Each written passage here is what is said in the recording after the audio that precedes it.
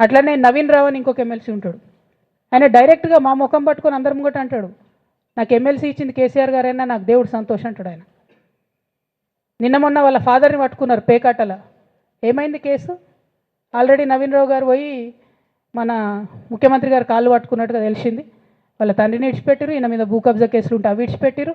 అంటే ఓ పక్క సంతోష్ రావు గ్యాంగు, ఇంకో పక్క హరీష్ రావు గ్యాంగు 100కు 100% రేవంత్ రెడ్డి గారితో, ఇక్కడ ఉన్న కాంగ్రెస్ ప్రభుత్వంతో, అవసరమైన సందర్భంలో పైనున్న బీజేపీతోని వాళ్ళు కోఆర్డినేషన్లో ఉండి బీఆర్ఎస్ పార్టీకి జలగల్లాగా పట్టి పీడుస్తున్నారు. నిరంతరం బీఆర్ఎస్ పార్టీకి నష్టం చేస్తున్నారు. ఎంత దారుణానికి ఒడిగట్టిరంటే ఆఖరికి నా ఓటమితో ప్రారంభమైంది అది.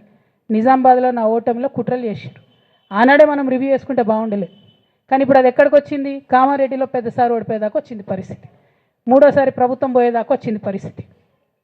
ఒక్కొక్క ఎలక్ట్ అయిన ఎమ్మెల్యేని, ఓడిపోయిన ఎమ్మెల్యేలు పత్రికా మిత్రులు మీరు మాట్లాడండి. సంతోష్ రావు గారి బాధితులు నాకు మామూలుగా ఫోన్ చేస్తలేరు. అచ్చా, ఈ కంపెనీ పేరు బ్లూఫిన్ అట, మోకిలా పల్లారాజేశ్వరరెడ్డి అని అప్పుడు పంపిన మెసేజ్ చూస్తున్న పాతది. Bluefin company Mokila. అయితే నేనేమంటున్నా అంటే ఇంత ఇంత స్పష్టమైనటువంటి నేను ఇస్తున్నా, రేవంత్ రెడ్డి గారిని నేను ఛాలెంజ్ చేస్తున్నా.